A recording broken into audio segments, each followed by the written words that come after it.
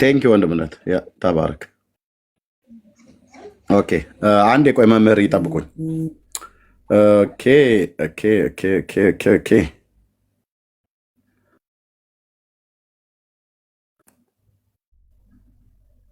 ኦኬ ያ እሺ፣ ይሰማል አይደል ድምጼ? ይሰማል። ቀጥሎ። መልካም ቴንክ ዩ ወንድምነት ተባረክ፣ ጸጋ ይብዛልህ። ኦኬ ሁለት ጥያቄ ነው የጠየቁኝ መምህር። አንደኛ ስለ ኦርቶዶክስ መልካም ነገር አትሰብክም አሉ። እንዴ እኔ ስለ ጴንጤ እንኳን መልካም ነገር እንድሰብክ አይደለም የተጠራሁት። እኔ መልካምነቱን ልሰብክ የተጠራሁት የጌታዬን የኢየሱስ ክርስቶስን አዳኝነት ነው። መልካሙን የምስራች የሚያወሩ እግሮች በተራሮች ላይ ያማሩ ናቸው ተብሎ የተባለው ያ በትንቢት የተነገረውን እውነት የጌታን በጎነት ነው፣ የጌታን መልካምነት ነው፣ የጌታን አዳኝነት፣ የጌታን ፍቅር፣ የጌታን ቸርነት፣ የጌታን ሰውን መውደዱ፣ የጌታን በጎነት ልንመሰክር ነው የተጠራነው። ስለ ኦርቶዶክስ መቼም እንደነበረባት እንዳገለገለባት ዲያቆን ሆኜ እንደቀደስኩባት ቤተክርስቲያን የማውቀውን ስናገር ነበር፣ በየመካከሉ ላይ ማለት ነው ስናገር ነበረ። የግድም እኮ መናገርም የለብኝም፣ ግን ደግሞ ስናገር ነበር። ብዙ ጊዜ እርሱ አልሰሙ ሊሆን ይችላል እንጂ ስናገር ነበር። ኦኬ ስለ እኔ ብቻ ጴንጤ ስለሆንኩ ስለ ጴንጤ መልካምነት ብቻ አይደለም የምናገረው። ስለ ኦርቶዶክስም ደግሞ ያላትን እውነት ተብሎ የተባለውን ያው ከውሸት ጋር የተቀላቀለ እንደ ጉሽ ጠላ እየተባለ የሚተፋ ብዙ ነገር ቢኖረው ግን ደግሞ ያለውን አላይ እዚህ ጋማ ጥሩ ነገር አላት ብዬ እላለሁኝ። ግን እኔ እንድመሰክር አይደለም የተጠራሁት። እኔ የተጠራሁት የወንጌል ሰባኪ ነኝ። የጌታን በጎነት ነው። የእሱም በጎነት ልትነግሩ የተመረጠ ትውልድ፣ የንጉሥ ካህናት፣ ቅዱስ ሕዝብ፣ ለርስቱ የተለየ ወገን ናችሁ ተብሎ ስለተጻፈ የእሱን ሞቱና ትንሣኤውን ብሎም አዳኝነቱን፣ ዘላለማዊ ምሕረቱን፣ ዘላለማዊ ፍቅሩን፣ በጎነቱን፣ ቸርነቱን፣ አባትነቱን በስሙ በማመን ሰዎች ከዘላለም ፍርድ እንዲድኑ በክንፎቹ ታዛ ውስጥ በክንፎቹ ጥላ ውስጥ የተጠለሉ ወደሱ የመጡ ሁሉ ለዘላለም እንደማይጠፉ ካልካዱት በስተቀር ማለት ነው። ካልካዱት በስተቀር ክደቱ እንግዲህ በአንደበትም ክደት አለ፣ የስራም ክደት አለ። ካልካዱት በስተቀር ወደ ጌታ የመጣውን ወደ እኔ የመጣውን ከቶ ወደ ውጭ አላወጣውም ብሎ የሚል በማይታበል አንደበቱ በማይዋሽ ቃሉ የተናገረ የእግዚአብሔር ልጅ የዳዊት ልጅ ጌታችን መድኃኒታችን ኢየሱስ ክርስቶስን እሱን ነው የምንሰብከው። ግን ቅድም ያሉት ላይ ሁለተኛው ላይ ልሄድ። ኦኬ እንግዲህ የክርስቶስን በጎነት በቅዳሴያቱ የጠሯቸውን ቅዳሴያት ስለማውቃቸው በሌሎችም ሁሉ ጭምር ሳይቀር የምትሰብክ ቤተክርስቲያን ኦኬ በክርስቶስ ኢየሱስ የሚያምን የዘላለም ሕይወት አለው፣ የማያምን ግን ይፈረድበታል ብላ የምትል ቤተክርስቲያን ናት። እና ከሱ ውጭ ሌላ መዳን የለም ነው ብላ የምታስተምረው ወይስ ሌሎች ሳዳኞች አሉ ብላ ታስተምራለች? ከዘላለም ሕይወት አኳያ መምህር፣ ከዘላለም ሕይወት አኳያ ከኢየሱስ ክርስቶስ ውጭ ሌሎች የሚያድኑ አሉ ብላ ታስተምራለች ቤተክርስቲያን ወይስ ኢየሱስ ክርስቶስ ብቻ ነው የሚያድነው ብላ ትላለች? ከዘላለም ሕይወት አኳያ አመሰግናለሁ ኤርሚ። በእርግጥ ማዳን ሲባል ያው አውዱ የተለያየ ነው። ለምሳሌ መላእክት ያድናሉ ጥቅሶችም ስላሉን ለዛ ነው ከዘላለም ሕይወት አኳያ ነው ያልኩት። ከዘላለም ሕይወት አኳያማ እኮ የቤተ ክርስቲያኑ አስተምሮ ክርስቶስ እኮ ነው። በቃ አለቀ። ራሱ መስዋዕት ይሆናል። ከሱ ውጭ የላትም ወይ ነው ያልኩት መምህር። እሱንማ ልክ ነው ነገሩ። ከሱ ውጭ ሌላ የላትም። የግለ በጭራሽ መርቆሪዎስ ሰማይን አልሰራም። አይተዋል መምህር። እሱ ጋር አይደለም፣ እሱ ጋር ሳይሆን ከክርስቶስ ውጭ ቤተክርስቲያኒቱ ከዘላለም ሕይወት አኳያ ነው ያልኩት። የመላእክት ማዳን ከዘላለም ሕይወት አኳያ አይደለም። ከዘላለም ሕይወት አኳያ ዘላለምን ሕይወት ለማግኘት ሰው ከጌታችን ከኢየሱስ ክርስቶስ ውጭ በሌሎች እንዲያምን ቤተክርስቲያን ታስተምራለች ወይስ አታስተምርም ነው? ከዘላለም ሕይወት አኳያ አታስተምርም። ምናልባት መልካም ስራዎች ላይ ምናምን ድነትን መጠበቅ ላይ እንጂ አታስተምርም አይደል? እሺ አታስተምርም ስለ የዘላለም ሕይወት ከሌ ቅዱሳን ይሰጣል፣ የዘላለም ሕይወትን ደግሞ ከሌ ቅዱሳን ይሰጣል ብላ አታስተምርም። እሺ መልካም ጥሩ። እነዚህ በገድላት በድርሳናት በታምራት ውስጥ የተጻፉት ከዘላለም ሕይወት አኳያ የሚናገሩት ጽሑፎች ምን እንበላቸው? አይ ገድልና ታምራት የሃይማኖት መከራከሪያ አይደሉም። መሰረታዊ ብላቸውም ተጠበቀ አይደለም። የለም እንደዛ ለመምህር እንደዛማ ድብስብስ አያደርጉትም። ያው ምን ኤርሚ አይ አይደለም። በነገራችን ላይ አሁን ስለ መጥቆሪያ ስለሚባለው ገር ነው አንተ ላይ ያወቁ እኔ መጥቆራም ይሁን ሌላ ማነው መጥቆራም ይሁን ነቆራ ቀስ እያለን እናዘግምበታለን፣ እናየዋለን፣ እንፈትሻለን፣ ይበረበራል፣ ይበጠራል ማለት ነው። አይ ስለ ገር 2 ደቂቃ ሰጠኝ። ስለ ገር ልብነግር ፈቃደኛ ከሆንክ መምህር ኤርሚ። እሺ 2 ደቂቃ ወይ አንዴ። ምን መሰለህ ኤርሚ፣ እኔ አሁን ገርሎች ሃይበይ የላቸውም ገርሎቹ። ኢማጂን አሁን እንኳን የሚታተሙ አሉ። ዝም ብሎ ግለሰቦች ይሄዳሉ፣ ይነሳሉ፣ አንዴ ከትግራይ ያመጣሉ፣ አንዴ ለምሳሌ ገር ደንቆሮ የሚል አለ። ምን አንዳንድ ይሄን ገደል አመጣ የሃይማኖት መከራከሪያ ነው አትልም። ቤተክርስቲያኗ በቁጥር የተቆጠሩ የሃይማኖት መከራከሪያዎች አሏት። እነዛ ላይ መሞገት እንጂ ህይወት የሚሆነው እዛ ማንም አንድ አምጥቶ በጻፈው ገርል ላይ አመጣ ብትከራከር ህይወት አይሆንም። ይሄ ቤተክርስቲያኒቱ ቆይ መምህርዬ፣ ቤተክርስቲያኒቱ ገድለ ድርሳናት ታምራትን ለምንድን የጻፈችው? ለጌጥ ለህፃናት መጫወቻ ወይስ ለጊዜ ማሳለፊያ ለመዝናኛ ወይስ ዝም ብሎ አይምሮን ቦርቀቅ ለማድረግ? ለምን ፐርፐዝ ነው የተጻፉት? ገድለ ድርሳናት ታምራት የተጻፉበት ምክንያት ለምንድን ነው? በጣም ጥሩ ጥያቄ። ገድሎች ለምን ተጻፉ ከተባለው የቅዱሳን ገድል ለምዕመኑ ለተከታዩ ጥንካሬን እንዲያሳዩ አስተምህሮታቸው በመንፈሳዊ ህይወት ላይ የሚመጣውን ቻሌንጅ የሚደረገውን ነገር እንደዛ የነ ቅዱስ ጊዮርጊስን ለምሳሌ ጽና የተባለው የነዚህ ገድሎች ሁሉ ለትምህርት ለማስተማሪያ ነው እንጂ ለሃይማኖት መከራከሪያ አይደሉም። አንደኛ ደግሞ ገድሎቹ ደግሞ የትኛውም ገድል የክርስቶስን የእንባ ጠብታ ደም የሚወክል አይደለም። የማንም ቅዱሳን ገድል የማንም ቅዱሳን ታሪክ የትኛውም ስራ የክርስቶስን የመስቀል ላይ ስራ ጋር የሚወዳደር አይደለም። የቤተ ክርስቲያኗ ጉልላት ሁሉን የሚያረግ የሚፈታ የሚያድን ራሱ መስዋዕት የሆነ ራሷም ራሱ የሆነ የሁሉ ነገር የበላይ ኢየሱስ ክርስቶስና ደሙ ነው። ደሙን ከክርስቶስ ስለማንጠለው አስረዘሙብኝ መምህርዬ። ምን ነበር ያሉት? ገድለ ድርሳናት ለምን ነበር የተጻፉት ነው ብለው ያሉት? ለትምህርት ለክርስትና ማጠናከሪያ ነው አይደል? ለበረከትም የቅዱሳን በረከታቸው ማጠናከሪያ ብለው ያሉት ቅድም ለትምህርት ማጠናከሪያ ብለዋል አይደል? ማጠናከሪያ ማለት እንዴት ነው ኤርሚ?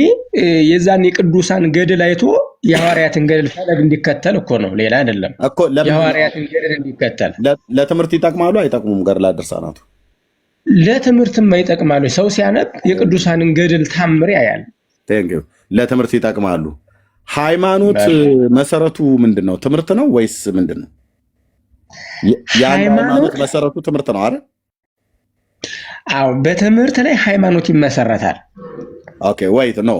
የአንድ ሃይማኖት የኢትዮጵያ ኦርቶዶክስ ቤተክርስቲያን ሃይማኖት መሰረቷ ምንድን ነው? ትምህርት ነው አይደል? የቅዱሳት አስተምህሮ ነው እኮ። የቅዱሳት መጽሐፍ ትምህርት ነው አይደል? አዎ፣ አስተምህሮ ነው። የአስተምህሮዋ ከአምስቱ አዕማደ ምስጢር ብቻ ነው የሚቀዳው?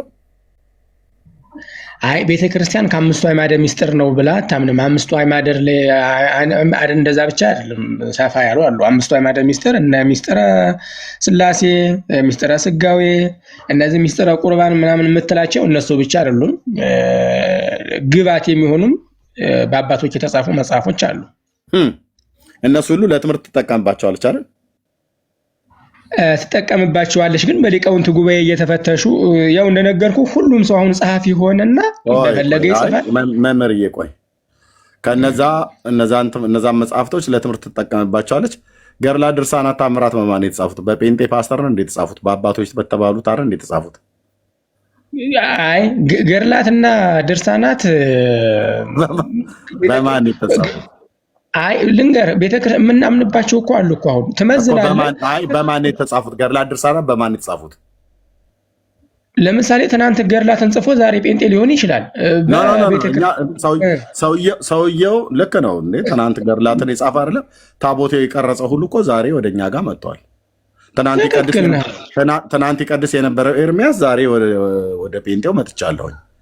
ትናንት ተንሱ ብለህ ዛሬ አንተ አሁን ያለህበት እንዲህ አይደለም። ምንም እኔ ሳልነሳ ተንሱ ማለት ምን ይጠቅማል መምህር? እኔ እኮ አልተነሳውም ነበር። እኔ በዛ ሃይማኖት ውስጥ ሆኜ ለቅድስና ህይወት ለጽድቅ ህይወት አልተነሳውም።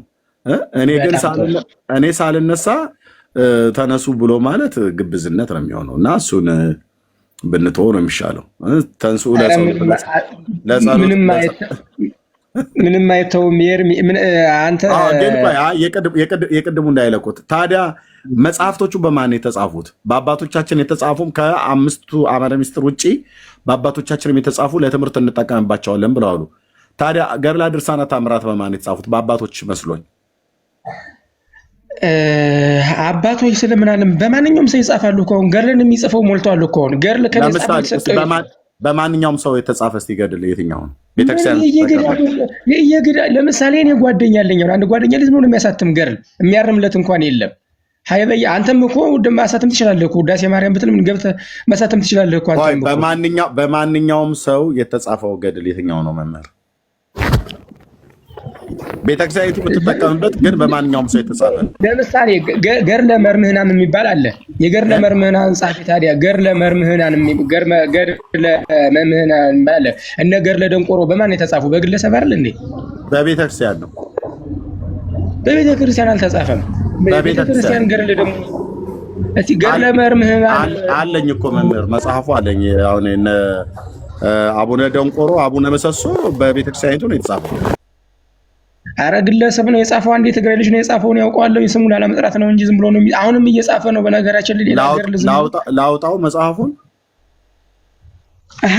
ታውጣዋል። ከጻፈው እንዳለ እኮ አምናለሁ እኮ እኔም አለ እኮ። አይ ነው መጽሐፉ በቤተክርስቲያኒቱ እንደተጻፈ ላውጣው ወይ እኔ ነው እያልኩ ያለሁት። እርስዎ በግለሰብ ነው የተጻፈው ብለዋል። እኔ ደግሞ በቤተክርስቲያኒቱ ነው የተጻፈው። በገዳሙ ነው የተጻፈው። ስሙን እየተዋሱ ነው። እኔ እጅ ላይ ያለው ገድለ ምንድነው? ገድለ ቅዱሳን ነው ብሎ የሚለው እና እሱን ላይ የተጻፈው አይ በትግራይ ልጆችማ አታሳቡ። አንድ የትግራይ ልጅ ነው የጻፈው ተብሎ ወይ አንድ የጎጃም ልጅ ነው የተጻፈው ብሎ ዝም ብሎ በጎጃሜው በሙሉማ እንደዛ የለም።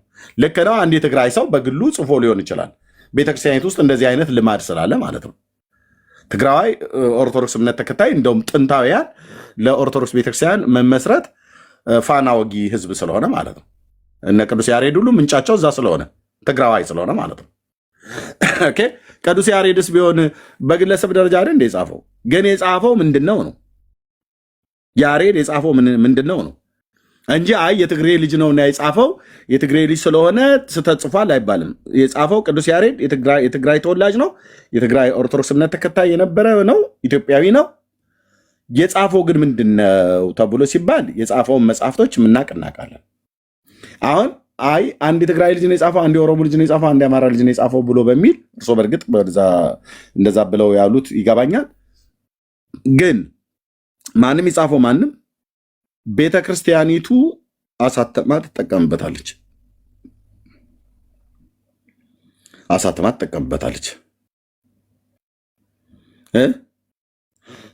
ስለዚህ እኔ እያልኩ ያለሁት ከጌታችን ከኢየሱስ ክርስቶስ ውጭ በኢትዮጵያ ኦርቶዶክስ ተዋሕዶ ቤተክርስቲያን የነገረ ድነት ትምህርት የለም ወይ ብለን ብንል አለ። መምህር ወረዱ እንዴ? ይምጡ እንጂ አለ የነገረ ድነት ትምህርት። አይ እንደው ነገሩ ሰንበት ነው እሑድ ነውና ያዕቆብ ጨዋታ እንጫወት አይን ምንድን ነው ማረቤን ያያችሁ ልጆች ባካችሁ ብሎ የሚለው አይነት ነገር ማለት ነው። እንደሱ አይነት ጨዋታ እንጫወት ዛሬ ቀኑ ሰንበት እሑድ ስለሆነ ወደ እሱ አዙርልኝ ካልተባለ በስተቀር በፍጹም መጽሐፍቶቹ የተጻፉት በቤተክርስቲያናችሁ አባቶች ናቸው። በቤተክርስቲያን አባቶች ልጆች የተጻፈውን ለማምለጫ ሲባል አይ አንድ የትግሬ ልጅ ነው የጻፈው፣ አንድ የኦሮሞ ልጅ ነው የጻፈው፣ አይ አንድ ጎንደሬ ነው የጻፈው ብሎ ሰበብ ማብዛት የሚያዋጣ ነገር አይደለም። እንዴ አንድ የትግሬ ልጅ አይደል እንዴ ቅዱስ ያሬድ ሶስቱንም ዜማ ግዕዝ፣ እዝልና አራራይ ደረስኩ ብሎ ሲል በወፏ በኩል ተማርኩ ብሎ ሲል አሜን በላይ የተቀበለችው ቤተክርስቲያን? አዎ በአንዱ የትግሬ ልጅ ዜማ አይደል እንዴ መላው ኦርቶዶክስ የምታዜመው እስከ ዛሬ ድረስ ማለት ነው፣ ለዘላለምም ጭምር ማለት ነው። በአንዱ በትግሬ ልጅ ዜማ ማለት ነው። የትግራይ ልጅ ነው የቀረጸው፣ ኢትዮጵያዊ የትግራይ ልጅ ያሬድ ማለት ነው የቀረጸው። ተሰምቻለሁ።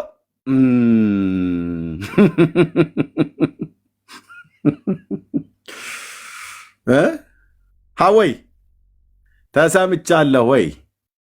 አንዱ የትግሬ ልጅ በደረሰላችሁ ዜማ አይደለ ወይ ግዕዝ እዝ ለአራራይ እያላችሁ ብታዜሙት? እንደዚህማ ማምለጥ አይቻልም። እንደዚህማ ማምለጥ አይቻልም። እንደዚህማ ማምለጥ አይቻልም። ማሳበብ አይቻልም። ማሳበብ አይቻልም።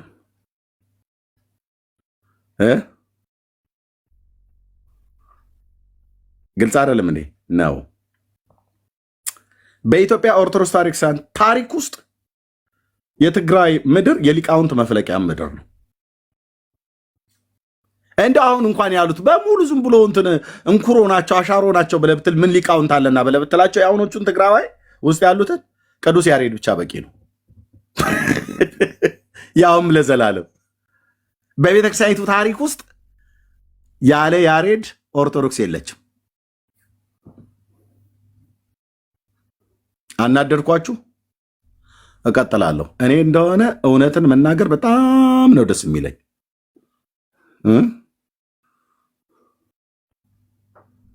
አቡነ ምረነ እማእላፍ ሆይ አወፅም ዘማ የማን ዜማ ነው? የያሬድ የያሬድ ያሬድ ምናዊ ነው? ኢትዮጵያዊ። የት ነው ትውልዱ? ትግራዋይ።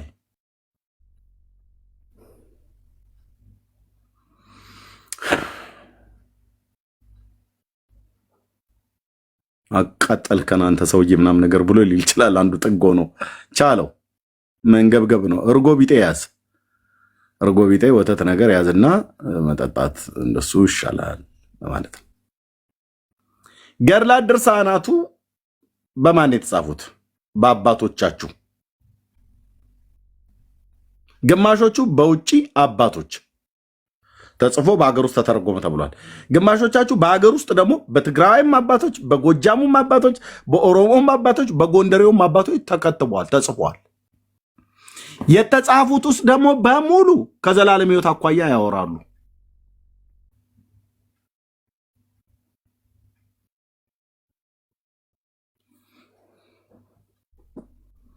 የዘላለምን ሕይወትን የሚያወሩት እነዚህ መጽሐፍቶች ትምህርት ስለሆኑ ነው።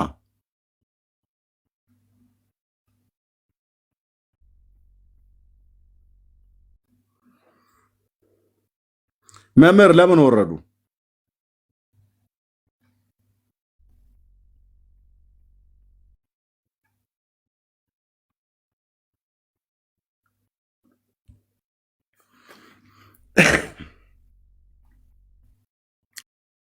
ስለዚህ በኢትዮጵያ ኦርቶዶክስ ተዋሕዶ ቤተክርስቲያን የዘላለምን ሕይወት ለማግኘት ሰው ምን ማድረግ አለበት ብለህ ብትል በክርስቶስ ምን ብቻ አትልህም። እንደዛ አትልህም። እሺ መምህር እንደዛ አትልህም። እሺ አይ ቲንክ ልኬላዎታለሁ። ኔትወርክዎት ይመስለኛል።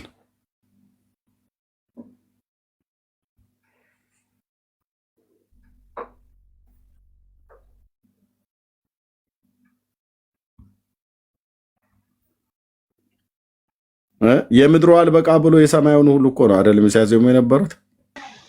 ዜም የሚዋለው የምድሩ አልበቃ ብሎ የሰማዩን እየተባለ ማለት ነው። ጌታ እኮ አይደለም እንደዚህ የሚባለው። መምህር ኤርሚ ዜማችንማ የተመጠነ የተለካ እዝል ግዕዝ አራራይ ብለን የምናዜመው ዜማ ሰያፍ፣ ተነሽ፣ ወዳቂ፣ ይዘት፣ ጭረት፣ ርክርክ፣ ጉሮሮ የሚባል ነገር ያለበት የክርስቶስንም ጽዋትወ ዜማውን የምናዜምበት ነው። ዜማችን ላይ ምን ጥርጥር የለም። ዝም ብሎ የክርስቶስን ብቻ አይደለም መምህር የእርሶን ባላቅም የክርስቶስን ብቻ አይደለም ይዘኝ። ለምሳሌ አንድ ስለ ማርያም የተባለ ልንገርህ። ኖ መቼ ስለ ማርያም ብቻ የክርስቶስን ብቻ ነው የምናዜምበት ብለው አይበሉ። እኔ ጋር ብቻ አላልኩም። እኔ ሌሎችም አሉ። ለምሳሌ አንዳለ ኦ ማርያም የሚል አለ። በእንተ ዝናፈቅረኪ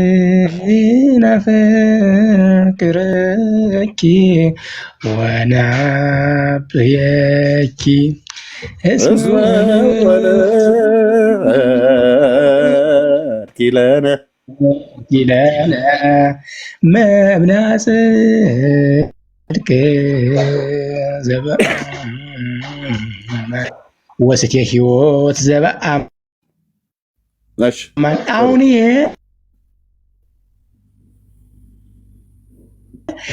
ማርያም ወይ እናመሰግንሻለን የህይወት ምግብ እንትናችን ዜማችን ነው። ግን ምንድነው የትልቁ ነገር እኔ የግለሰቦች አስተምህሮት አለ። እኔ አንድ ትልቅ ደብር ያየሁት መምህርዬ ቆይ መምህርዬ ኦ ማርያም በእንተ ዝናፈቅረኪ ስለዚህ እናፈቅርሻለን ማርያም ሆይ ስለዚህ እናፈቅርሻለን አላችሁ። ኦኬ ጥሩ። ወነአብየኪስ ማለት ምን ማለት ነው? እንሻለን እናፈቅርሻለን። አይ ኖ ወነአብየኪ ማለት ምን ማለት ነው? ኦ ማርያም በእንተ ዝናፈቅረኪ እናመሰግንሻለን እናወድስሻለን። ኖ ወነአብየኪ ማለት ምን ማለት ነው? እናወድስሻለን እናመሰግንሻለን ማለት ነው። እናፈቅርሻለን ደበላለቁት እኮ መምህር። ትርጉሙ ለምሳሌ ከሆነ 40 ምናምን አፈታት ነው ያለው። አንድ ብቻ እኮ አይደለም እኮ የሚፈታ ሲፈታ ከሆነ አሁን 40 ምናምን አፈታት አለ። እኔ ያልኩትኝ ኦ ማርያም በእንተ ዝናፈቅረኪ ወነአብየኪ ይላል። እናፈቅረኪ እሺ እናፈቅርሻለን ከፍ እናደርግሻለን ነው። ከፍ እናደርግሻለን ከፍ እናደርግሻለን። እሱ ነው የፈለኩት። እንደዛ ነው የሚለው ወነአብየኪ ማለት። ይሄን ነው አንተ ቆይ መምህር እየቆይ እርስዎ ካመጡት ካመጡት እንግዲህ እንቀጥላለን። ማን ነው በመጀመሪያ ይሄንን ያለው? የአባ ሕርያቆስ ነው አይደል? አባ ሕርያቆስ ክርስትና ውስጥ እሱ ያዜመውን ዜማ ማነው እሱ የደረሰውን ድርሰት ለክርስትና ምን መሰረት አለውና ነው አሁን ሕርያቆስ እንደ ሐዋርያቱ ተጠቅሶ እሱ እንደዚህ ብሏል ተብሎ ማለት ነው? እሱ እንደዛ አለ። እሺ ምን ብሎ አለ? ማርያም ሆይ ስለዚህ እንወድሻለን ከፍ ከፍም እናረግሻለን ነው ያለው። አዎ ከፍ እናረግሻለን። እውነት ነው። እሺ ከፍጡራን መምህርዬ ቆይ የዚህን በዚህ ዜማ ውስጥ የተነገረው ቃል ኑፋቄነቱን ላሳየዎት ስለፈለኩ ነው። ፍጡራንን ከፍ እናረጋለን፣ ከፍ እናረግሻለን፣ ከፍ አርጉት፣ ከፍ እናርጋቸው ተብሎ በመጽሐፍ ቅዱስ የተጻፈ አለ ከብሉይ ወይ ከአዲስ ኪዳን? መልአኩ ገብርኤል በራሱ ከሴቶች ልጅ ነሽ ስላላት ያድምጡኝ መምህር በመድኃኒዓለም እኔ ጫጫታ አልፈልግም። ያውቃሉ እርሶም ይሄንን አባ ሕርያቆስ እንደደረሰው ኦ ማርያም በእንተ ዝናፈቅረኪ ወነአብየኪ ብሎ ባለበት ወነአብየኪ ብሎ ባለበት ከፍም እናደርግሻለን ብሎ ሲል ዋቢ ሊያረጋቸው ሊጠራቸው የሚገባው ሕርያቆስ የለምና ግን መንፈሳዊ ልጆቹ ናቸው እኛ መንፈሳዊ ልጆቹ ነን ብለው ካሉ ለጠይቆት በብሉይ ኪዳን የሚሆን በአዲስ ኪዳን ፍጡርን ጠርቶ ከፍም እናደርግሃለን ከፍም እናደርግሻለን ተብሎ የተባለለት ፍጡር አንድ ፍጡር ጥሩልኝ። ያፍጥኑት። ኦ ማርያም ብላችሁ እንደምታዜሙት የተዜመለት አንድ ፍጡር ጥሩልኝ። ከዛ ጨዋታው ዛጋ ያበቃል ማለት ነው። ያፍጥኑት።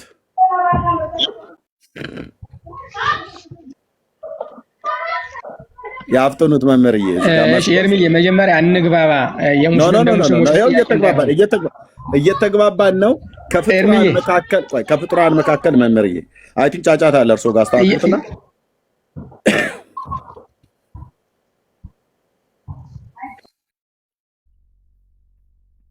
እሺ መምህር ይምጡ። ሌላ ዲያቆናት ምናምን ነገር ካላችሁ መምጣት ትችላላችሁ። አሁን ምእመን አልፈልግም። ደከመኝ እኮ ነው። ዝም ብሎ ጫት ተፍቶ ከሚመጣ ዱርዬ ጋር መነጋገር በጣም ነው የሚሰለቸው። እነዚህ ከመምህራኑ ጋር ሲመጡ እንነጋገራለን ማለት ነው። ኦኬ ከፍጡራን መካከል ከፍ ከፍ እናረጋለን ተብሎ አባ ሕርያቆስ የሚባለው እዛ ሀገረ ብህንሳ ሰውዬ እንደደረሰው ዳዊት የትኛውን ፍጡር ነው ከፍ ከፍ እናረጋለን ብሎ ያለው? አሳፍና ኤማን ኤዶታም የሚባሉ ዘማሪያን፣ እውቅ ሌዋውያን ዘማሪያን፣ ዳዊት እንኳን ነገዱ ከነገደ ይሁዳ ስለሆነ ማለት ነው። ከነገደ ሌዊ የቀዓት ልጆች የሆኑ ጌዴሶን፣ ቀዓት፣ ሜራሪ የሌዊ ልጆች ናቸው። ከቀዓት ውስጥ አሳፍ፣ ኤማን፣ ኤዶታም የቆሬ ዝርያዎች ናቸው። እነዚህ ከነሱ የበለጠ ዘማሪ ምንድነው ከባለቤቱ ያወቀ አፍ ሟሞጥሞጥ ነው ምናምን ነገር የሚባል ከነዚህ ሶስት አባቶች የበለጠ ዘማሪ ማን አለ? አሳፍ፣ ኤማን፣ ኤዶታም የቆሬ ልጆች ማለት ነው። የቆሬ ልጆች መዝሙር ለመዘምራን አለቃ ለዳዊት በበገና የቆሬ ልጆች ትምህርት ይልላል ዳዊት ላይ ሲናገር። እነዚህ የቱ ጋ ነው ኦ ማርያም በእንተ ዝናፈቅረኪና ወነአቤኪ ብለው እንዳሉት ኦ ሃና እያሉ የቀደሙ እናቶችን ኦ ሳራ እያሉ በእውነት ከፍ ከፍ እናደርግሻለን እናታችን ሳራ፣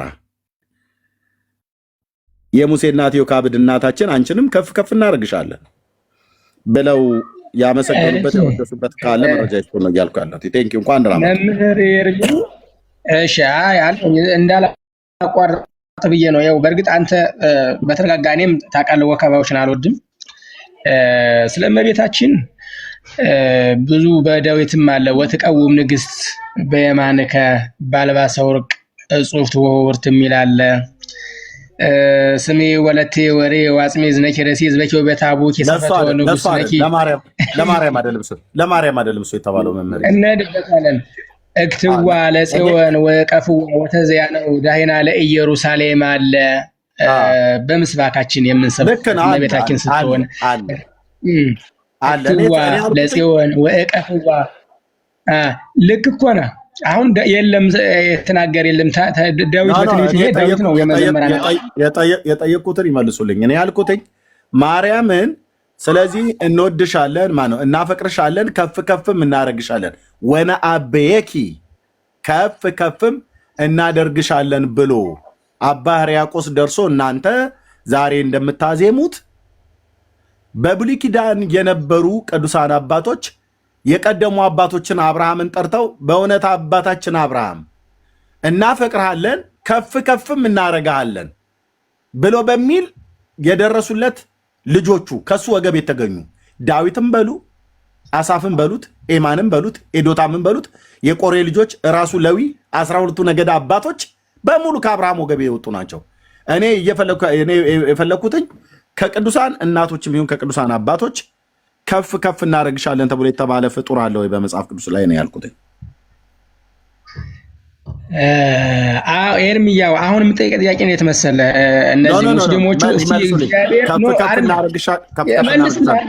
ይመልሱልኛል። መምህር ኤርሚ እመልስልሃለሁ። ቆይ አንዴ እንግባባ፣ መጀመሪያ እንግባባ፣ እንደ ባላይ ምሮ እንግባባ። ኤርሚ እኔ እኮ ምን ማርሰው ነኝ እኔ የቤተ ክርስቲያኗ ጳውሎስ ከእውቀት ከፍለን እናውቃለን ከትንቢትም ከፍለን እንናገራለን ነው ያለ። ሁሉንም አዋቂዎች አይደለንም።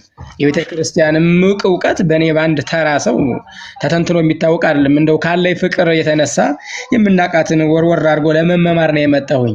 አሁን የምጠይቀህ ጥያቄ ምንድነው? ሙስሊሞች እስቲ ኢየሱስ እኔ አምላክ ነኝ ያለበትን አንተ አይነት ጥያቄ ነው።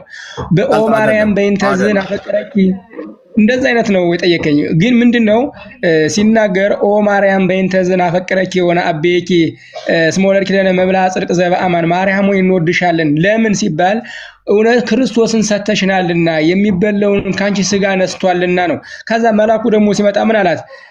የማህፀንሽ ፍሬ የተባረከ ነው ጸጋን የተመላሽ። መልአኩ ጋር ሄዱ። መምህር እኔ ሲጀምር ሕርያቆስ ኑፋቄን የተናገረው እያልኩ ነው። አንድ እናንተም አሁን ኑፋቄን እየተናገራችሁ ያሉት እኛ ማን ነው? ክርስቶስን የሰጠችን ማርያም አናቅም። ኦኬ አናቅም። ማርያም ክርስቶስን አልሰጠችንም፣ ልትሰጠንም አትችልም። ክርስቶስን የሰጠን የባህሪ አባቱ ቅዱስ እግዚአብሔር አብ ነው። አንድ ልጁን እስኪሰጥ ድረስ ዓለሙን እንዲወዷል የተባለው ለቅዱስ እግዚአብሔር አብ እንጂ ለማርያም አይደለም። ማርያም አንድ ልጇን እስኪሰጥ ድረስ ዓለሙን እንደዚህ ወደዋለች ተብሎ አልተባለም። ልጁን ልጄ ብሎ የምወደው ልጄ እሱ ነውና እሱን ስሙት ብሎ ልጁን የሰጠን አባቱ እንጂ እናትየው አይደለችም የሰጠችን አይደለችም። የኦርቶዶክስ ኑፋቄ ከዚህ ይጀምራል። ምክንያተ ድህን አይደለችም። ለመዳናችን ምን አስተዋጽኦ? በመጀመሪያ ማርያም ክርስቶስ ለመዳናችን ምንም ዋጋ የላትም። መምህር እያንዳንዱ የምጠይቆትን ትውልድ እየሰማ ነው። እያንዳንዱ የምጠይቆትን ምክንያት በሚመስልም በማይመስልም ለማምለጥ ነው የሚፈልጉት። ማርያም ክርስቶስን አልሰጠችንም። የሰጠን ቅዱስ እግዚአብሔር አብ ነው ልጁን የሰጠን እንዴ። መምህር ኤርሚ እሷ የመስጠት አቅም እንዴት? አምላኳም ልጇም እኮ ነው። የላትም። ምክንያት ከየት አምጥታ ሰጠችን? ማርያም ቆይ ኤርሚዬ፣ ቆይ ኤርሚዬ፣ ምን መሰለህ ኤርሚ፣ ምክንያተ ድህን አይደለችም። ለምሳሌ የአምላክ ናት አትባልም። ለምሳሌ የማዳኑ ለምሳሌ አንተ አሁን የእግዚአብሔር የቃሉ ባላደራ ነኝ ብለህ ወንጌልን እያስተማርክ ነው። አንተ የእግዚአብሔር መሳሪያ ነህ። አሁን አንተ ወንጌሉ ለትውልድ ከጨለማ ላውጣት እየተናገርክ ነው ጠዋት ማታ፣ በሚመችም በማይመችም ቦታ ሁነ አሁን አንተን እግዚአብሔር መርጦኝ እያስተማርኩ ነው ብለሃል። አሁን እንግዲህ በእኔ በኩል እግዚአብሔር ብዙዎችን ከጨለማ እያወጣ ነው፣ ትውልድ እያመለጠ ነው፣ ወደ እውነተኛው ብርሃን እየመጣ ነው እያልክ ነው፣ በአንተ በኩል እንኳ ማለት ነው። ስለዚህ አንተ ለሰዎች ሕይወት መገኛ መንገድ ከሆንክ እመቤታችንስ ለሰው ልጆቹ የመዳኑ ምክንያት አይደለችም ወይ? የአምላክነት አትባልም ወይ? ምንድን ነው እዚህ ላይ የአምላክነት ማለት አንችልም? እሷ ለመዳናችን ምክንያት ድህን አይደለችም? እዚህ ላይ ያለ ሐሳቤና አንተና እስቲ የተማሪዎችስ ምንድን ነው እዚህ ላይ ያላችሁ ነገር?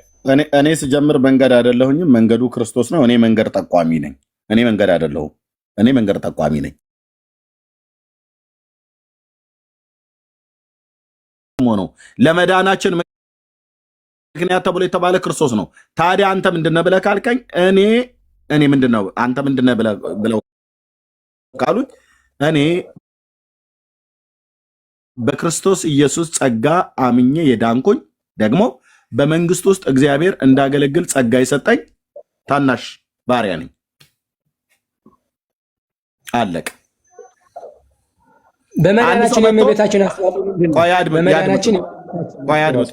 ያድምጡኝ። ሲጀምር በጣም ነው እየሸሹ ያሉት። እኔ የምጠይቀውን ጥያቄ ያነሳሉ፣ ይሸሻሉ፣ ያነሳሉ፣ ይሸሻሉ። ኦኬ ማርያምን ከፍ ከፍ እናረግሻለን ብላችሁ ኑፋቄ ተናግራችኋል። እኔ እያልኩ ያለሁት በብሉይ ኪዳንም በአዲስ ኪዳንም ዘማሪያን የሆኑ አባቶችን ጠቀስኩ። ልብ በሉ፣ እዚህ የቆሬ ልጆችን ጠቀስኩኝ። እነሱን ጠቅሼ ዘማሪያን እንደመሆናቸው መጠን የትኛውን ፍጡር ከፍ ከፍ እናረጋለን ብለው ተናግረዋል። እግዚአብሔርን አምላክን ብቻ ነው ያለው። እግዚአብሔር አምላኬን ከፍ ከፍ አደርገዋለሁ ነው ያለው ዳዊት። ወይ ደግሞ ከፍ ከፍ እናድርገው ነው ያሉት የቆሬ ልጆችም ራሱ ዳዊትም ለእስራኤል ሕዝብ ማለት ነው።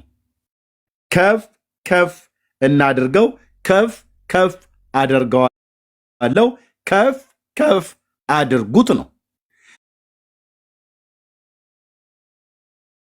ከፍጡር መካከል ግን ከፍ ከፍ አድርጉት፣ ከፍ ከፍ አድርጓት፣ ከፍ ከፍ እናደርጋታለን ተብሎ የተባለ መጽሐፍ ቅዱስ ላይ የለም።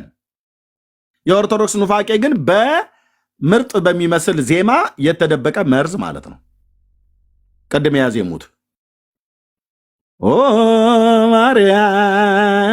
ማርያም በላችሁ በእንተዝን አፈቅረኪ ወነአብየኪ ማፍቀሩን አፍቅሩ ወነአብየኪ ከየት ነው ያመጣችሁት? ነው ጉድ የሚፈላው እዚህ ጋር ነው። ማን ነው እናንተን ከፍ ከፍ አድርጋ ፍጡርን ከፍ ከፍ አድራጊ ያደረጋችሁ ማን ነው? አባቶቼ ምን እንደሚሉ ላሳያ። ብሉይ ኪዳን እንሂድ። ኦኬ ከፍ ከፍ እናደርግሃለን ነው የምንለው እኛ ጴንጤዎቹ። ለምን? ከአባቶቻችን ከነቢያቱ ተምረን ከፍ ከፍ እናደርግሻለን ብለን የምንላት ሴትዮ የለችም፣ አትኖርምም፣ አይኖርምም።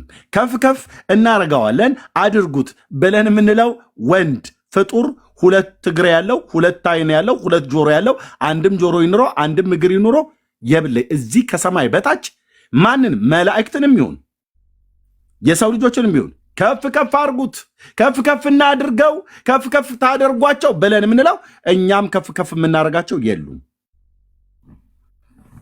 እንዲህ ናትና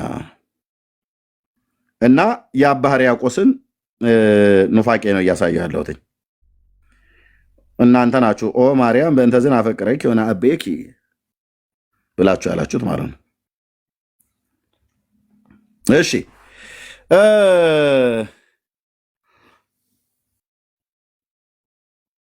መጽሐፍ እንደዚህ ይላል። መዝሙር 46 ቁጥር 10 እረፉ እኔም አምላክ እንደሆንኩ እወቁ፣ በአሕዛብ ዘንድ ከፍ ከፍ ላለሁ፣ በምድርም ላይ ከፍ ከፍ ላለሁ ይላል። ማን ነው? እግዚአብሔር አምላክ ማለት ነው። ኦኬ። አቤቱ ወንዞች ከፍ ከፍ አድርጉት። ወንዞ እንደዚህ እያሉ የቆሬ ልጆች ወይ ደግሞ ዳዊት ራሱ ይናገራል። ከፍጡር መካከልን ከፍ ከፍ አድርገዋለሁ ብሎ እንደናንተ ያዜመ የለም ነው እያልን ያለ ነው። አንድ ሁለተኛ ማርያም ጌታችን ኢየሱስ ክርስቶስን ሰጥታናለች ብሎ የሚለው ትምህርት ወንድሞች እናቶቼ ሲታይ መንፈሳዊ የሚመስል ግን አደገኛ የሆነ ኑፋቄ ነው። ለምን? ማርያም የሰጠችን ኢየሱስን እኛ አናቅም። ኢየሱስንም የሰጠችን ማርያምን አናቅም። እኛ የምናውቀው የባህሪ ልጅ ያለው በመለኮቱ ከእሱ ጋር እኩል ትክክል የሆነ ባለመበላለጥ ባለመቀዳደም ከዘላለም የነበረ በዘላለም ውስጥም ያለ ሁሉን አሳልፎ የሚኖር የፍጥረታት ሁሉ ባለቤት የሆነ የሰማይ የምድር ጌታ እኛ የምንሰብከው የጴንጤዎቹ አምላክና አዳኝ ቤዛና ቅዱስ እረኛ ሕያው ጻድቅ ጌታ የዘላለም ንጉሥ የዘላለም ሊቀ ካህን ኢየሱስ ክርስቶስ ብቻና ብቻ ነው ከአብና ከመንፈስ ቅዱስ ጋር ከፍ ከፍ የምናደርገው ማለት ነው።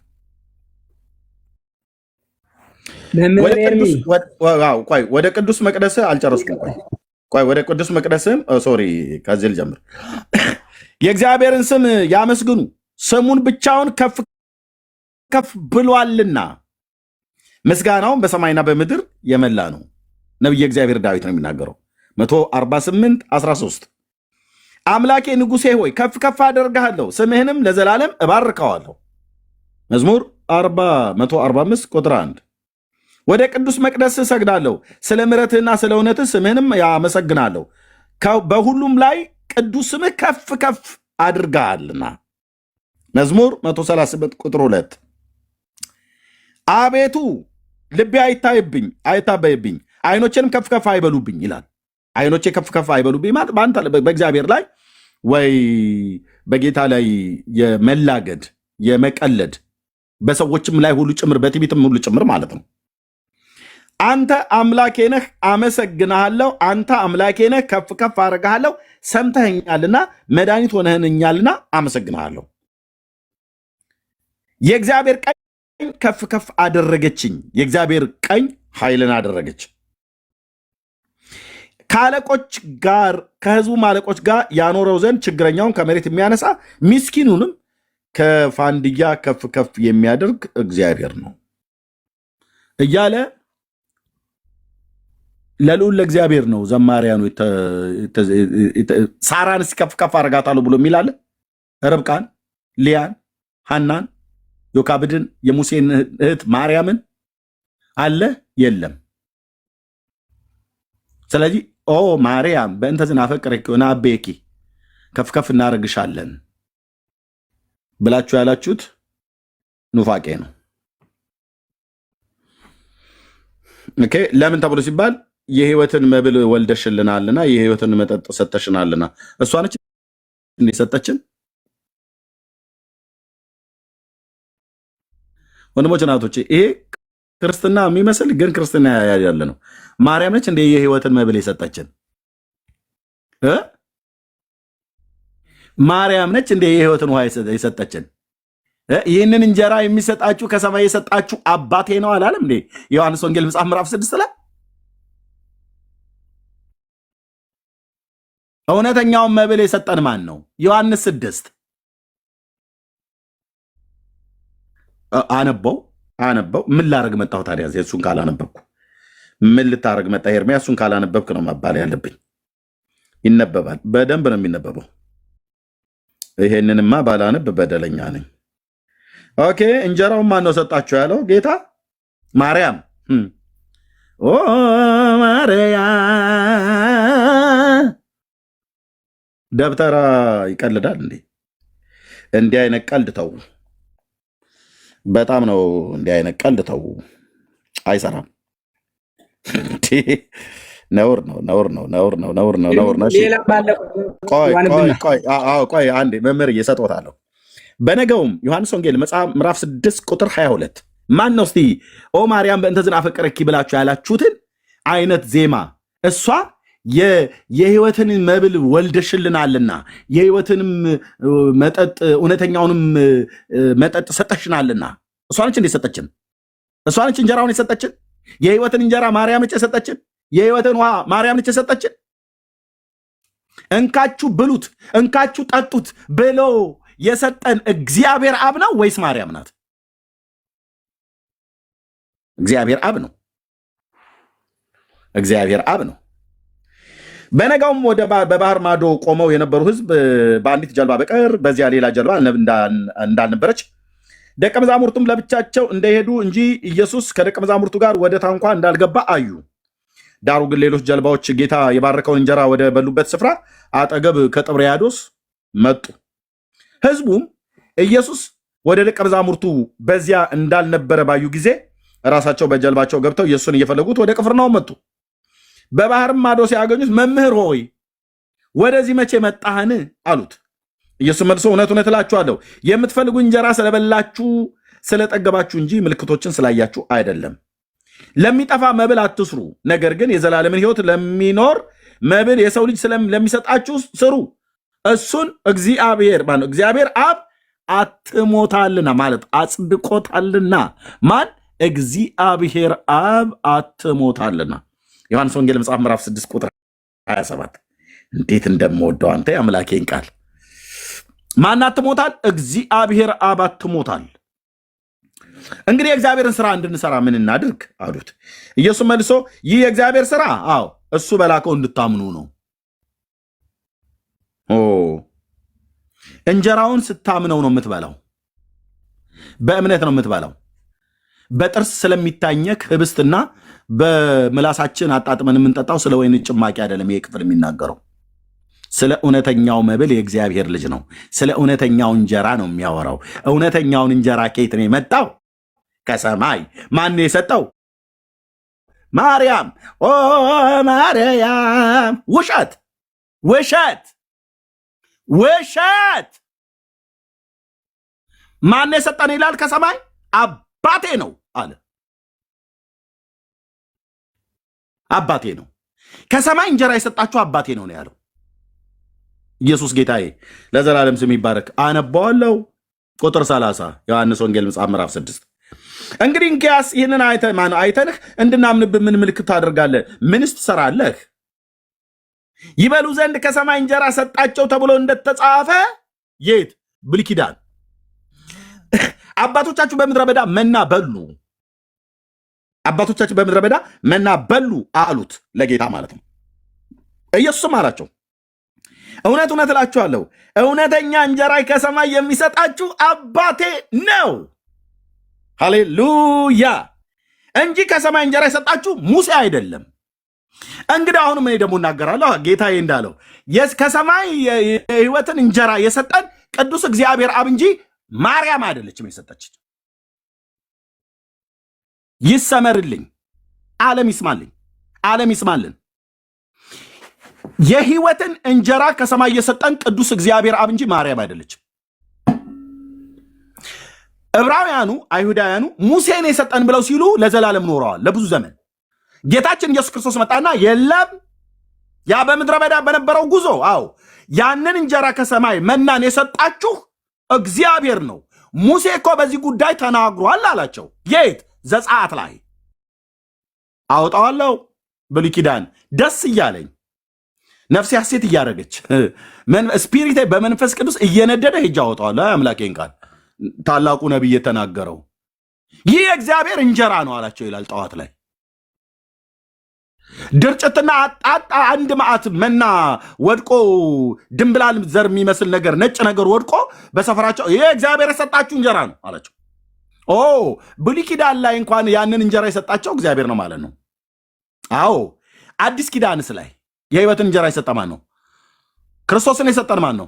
ማርያም ወይስ እግዚአብሔር አብ? ቅዱስ እግዚአብሔር አብ የብርሃናት አባት የጌታችን የኢየሱስ ክርስቶስ አምላክና አባት እሱን የሰጠን ቅዱስ ስሙ ለዘላለም የተባረከ ይሁን። ማርያም የሰጠችን እንጀራ የለም። እናንተዬ ማርያም የሰጠችን የህይወት ውሃ የለም። ይሄ ኑፋቄ ነው ወንድሞች እናቶች፣ ኑፋቄ። ከየት አምጥታ ትሰጥሃለች? ኑፋቄ ድብን ያለ ምንፍቅና ማለት ነው። ስለዚህ በተረት ውስጥ ተረት በቆንጆ ዜማ ተከሽና ስትመጣ ማለት ነው።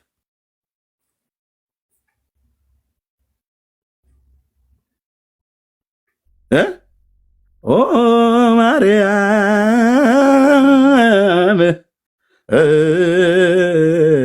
እንተዝ ናበቅረኪ ወናቤኪ ውሸት ውሸት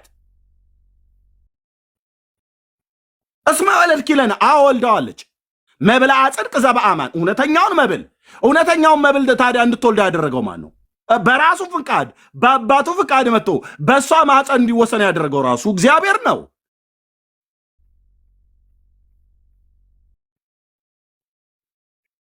ወስተ ሕይወት ዘበአማን እውነተኛውን መጠጥ ወልደልሽልናልና እና ማርያም ነች የሰጠችን። የቱ ጋር ነው የሚለው መጽሐፍ? ዮሐንስ ወንጌል መጽሐፍ ምዕራፍ 6 ቁጥር 33 ላይ ነኝ ያለሁት። ምን ይላል? ኢየሱስም አላቸው እውነት እውነት እላችኋለሁ እውነተኛ እንጀራ ከሰማይ የሚሰጣችሁ አባቴ ነው እንጂ ከሰማይ የሰጣችሁ ሙሴ አይደለም አላቸው። ከእስራኤል ልጆች ጋር ሲነጋገር ማለት ነው። እኔ ደግሞ እዚህ ድብን ካሉ መናፍቃን ከኦርቶዶክሳውያን ጋር እየተነጋገርኩ ነው። እንሞግታለና ሱሬ እስኪወልቅ ድረስ ቀልድ የለም። ከቶም ለቀን አልተገዛላቸውም ይላል ቅዱስ ጳውሎስ። እሺ አንዴ ጠብቁኝ።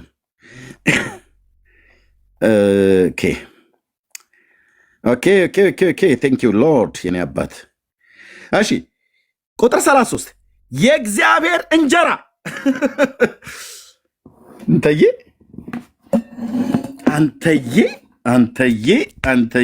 አንተዬ የማርያም እንጀራ ይላል። እንጀራ ገመዳችሁን ይበጥሰው መድኃኔዓለም አንልህም መቼም። ጌታኛ ለርግማን አልጠራንም። እግዚአብሔር ሰጥቶን ማርያም ነች የሰጠችን ትላለህ እንዴ እናንተ? ነውር አይደለም እንዴ ወንድሞቼ? ነውር እኮ ነው። የእግዚአብሔር እንጀራ የማርያም እንጀራ ይላል አይልም? ማርያም እንጀራ ሲኖራት አይደል እንዴ? ሲጀምር የህይወት እንጀራ አላት፣ እሷ የላትም። የእግዚአብሔር እንጀራ ከሰማይ የሚወርድ ለዓለም ህይወት የሚሰጥ ነውና። የእግዚአብሔር እንጀራ ከየት ነው የወረደው? ከሰማይ። እሺ ስለዚህ ጌታ ሆይ ይህንን እንጀራ ዘወትር ስጠን አሉት። ኢየሱስም እንዲህ አላቸው፣ የህይወት እንጀራ እኔ ነኝ። ወደ እኔ የሚመጣ ከቶ አይራብም፣ በእኔ የሚያምንም ከቶ አይጠማም አላቸው። ማንኛ አለ? የህይወት እንጀራ እኔ ነኝ አለ። እኔ ነኝ ብሎ ያለው ማን ነው? ኢየሱስ። ኢየሱስን የሰጠን ማን ነው? አባቱ ቅዱስ እግዚአብሔር አብ። 4 ነጥብ። የህይወት እንጀራ ነኝ ያለው ማን ነው? ኢየሱስ። እኔ ነኝ ያለው። እኔ ነኝ የህይወት እንጀራ። ኦኬ ኢየሱስ ነኝ ያለው ማን ነው? ኢየሱስ። እኔ ነኝ ያለው። እኔ ነኝ የህይወት እንጀራ። መምህር የሚዩት ያርጉት መምህር። አይ ቲንክ ማይክ እንትን ኤርፎኑን ነው። የህይወት እንጀራ ማን ነው ያለው? እኔ ነኝ ነው ያለው ጌታ ኢየሱስ። ኢየሱስን የሰጠን ማን ነው? ቅዱስ እግዚአብሔር አብ ነው። ደስ አይልም ወይ? የት አለ ታዲያ ኦ ማርያም በእንተ ዝናፈቅርኪ እያሉ ሲሉ የሚያድሩቱ?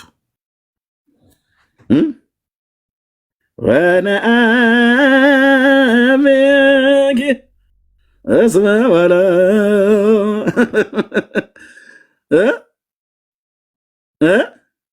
ኤርሚ የዜማውም እንደሱ አይደለም። ላስተካክለው ነው የዜማውን። ግድ የለም የምን ዜማ ማስተካከል? እኔ ትምህርቱን እያጨድኩት ዜማ ማስተካከል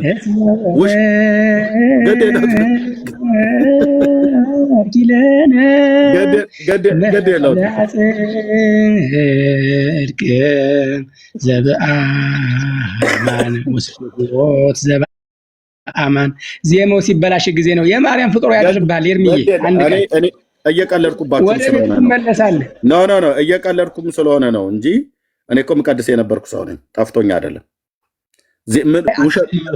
አታውቅም እንደቀለድክማ አውቀዋለሁ እኔ አይ አታውቅምስ አይደለም ምንድን ያሉት መምህር? ኧረ ቅዳሴዋንስ ታውቃታለህ እንዴ? አታውቅም? አልወጣኝም። አዎ እኔ አሁን እያልኩ ያለሁት ምንም እርሶ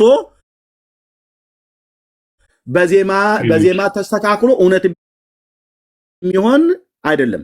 ውሸት እውነት አይሆንም። ዜማው ስለተስተካከለ ውሸት እውነት አይሆንም። ማርያም ነች የህይወትን እንጀራ የሰጠችን ብለዋል እርሶ ቤተክርስቲያን። ኤርምዬ እንዳታሰድብ እንደሱ አይደለም ያልኩ እኔ ያልኩት ልንገር ክሪ ላድርግልህ አፈርሶን ኤርምዬ በጌታ አንዴ እኔ ያልኩት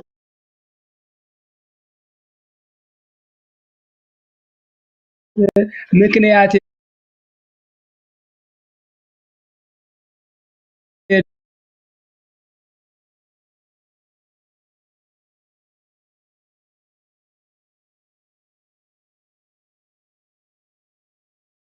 ሲደሰኮር የነበረው ውሸት ነው።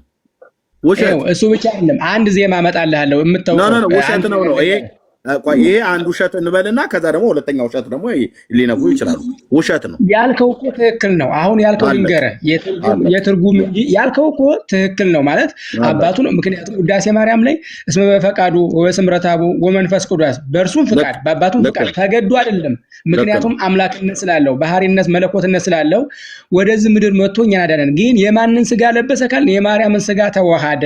በዚህ ስጋ ምክንያት ነው። ምክንያቱም መለኮት የማርያምን ስጋ ገንዘቡ ሲያደርግ አምላክ እንደሆነ ሁሉ ያ ስጋ ደግሞ የማርያምን ስጋ ከፍሎ ተዋሃደ ብለን እናምናለን። የሥላሴ አማኝ ስለሆነ በዛ ስጋ ምክንያት ደግሞ አንቺ ንጹሕ ሆነሽ ወናው ተጸንስ ወትወልዲ ወልደ ወትሰምይ ወስሙ ውእቱ አብይ ወይስም ወልደ እግዚአብሔር ወይቦ እግዚአብሔር አምላክ መንበረ ዳዊት አቦ ወይነግስ ለቤተ ያዕቆብ ለዓለም እንዳለ ሁሉ የምትወልጂው የምትጸንሽው በማን የእሱን ስጋ ስለጸነሰች በዛ ምክንያት ድህን ሆነች። ቅድም ደግሞ ምን አልከኝ?